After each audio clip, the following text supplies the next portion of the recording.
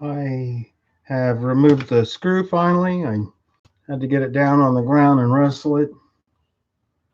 I wrestled it really good.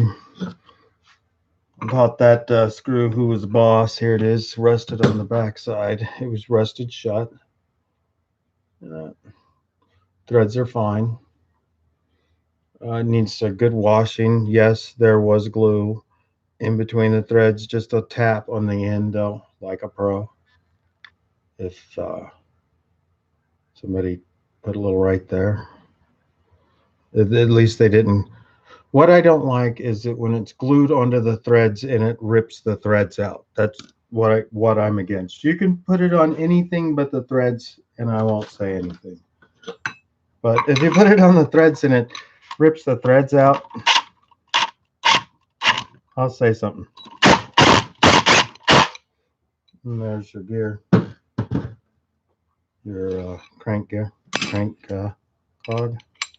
I shouldn't pull it all the way out like that. I should just back it up a little bit. Go. See, I could be calm. I could talk just like Mr. Rogers. I don't have to be stressed out. Now let's split the case. Everybody's been waiting for this. Ta-da! That's how I split the case. There's your case split. And the cocksuckers did put Z bearings on the crank side. And then they set the cylinder on purpose not to go past 8,000 RPM.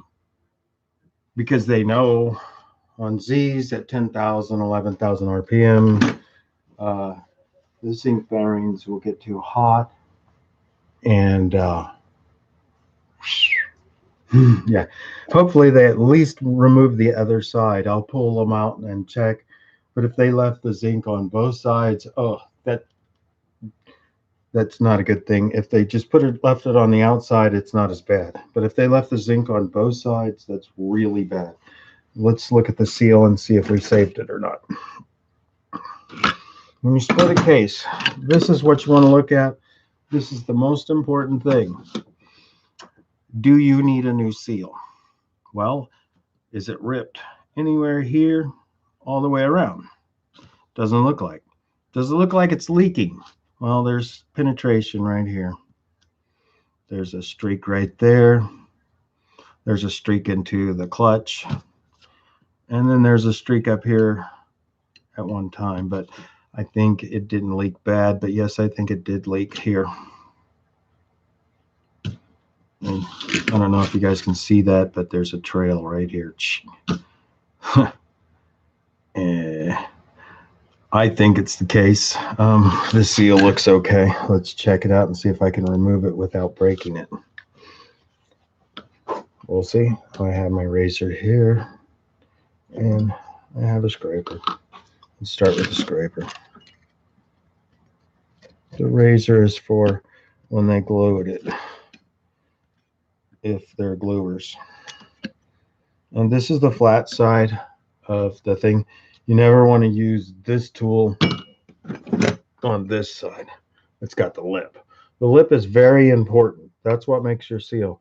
If you break that lip, it's going to leak, guaranteed.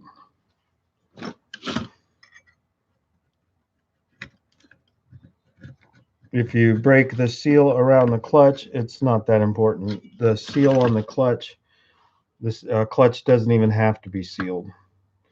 You can leave that top screw out if you want to on a clutch. It doesn't really matter.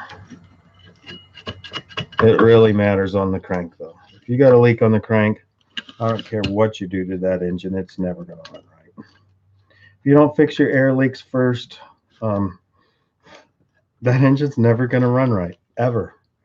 No matter how many carbs you put on it, no matter, even if you spend $250 on your pipe, if you have an air leak, especially on your crankcase, and there's the seal, it's fine.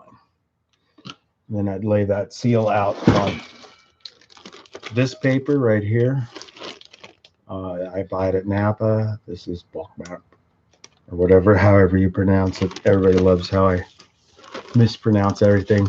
but it is an American-made gasket paper.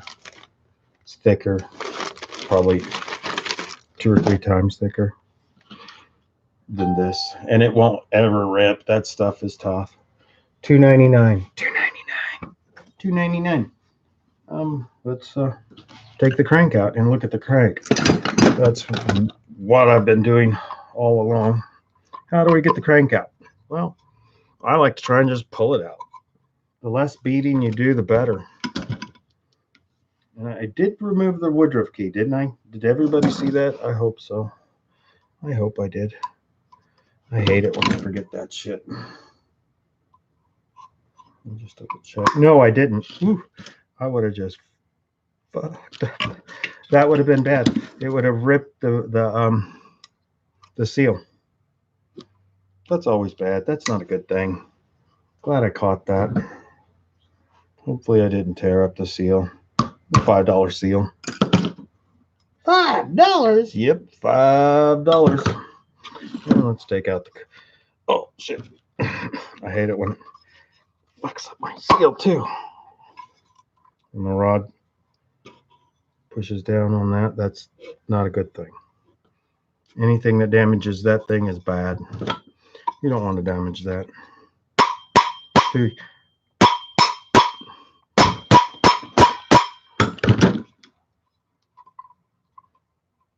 Come on, baby. Did you see that? It just fell right back in its spot.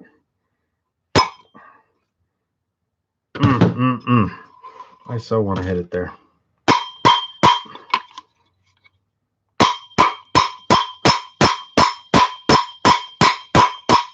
Beat on it, Brad. Beat on it. That's what I'm doing. Technical terms, beating on it. All right. It's going to be difficult.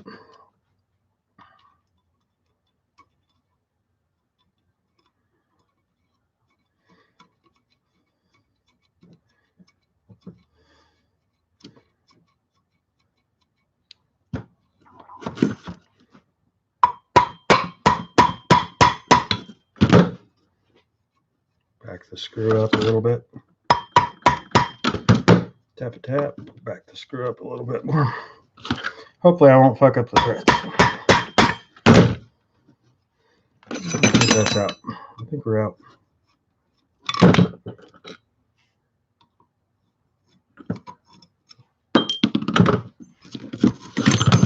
We're out. One crank. Dirty crank. If I had my ultrasonic up and running, the first thing I would do is ultrasonic that for 2 or 3 nights. I know it'd wash all the grease out of the bearings, but boy, let's look at our rod. Pull those horrible zincs.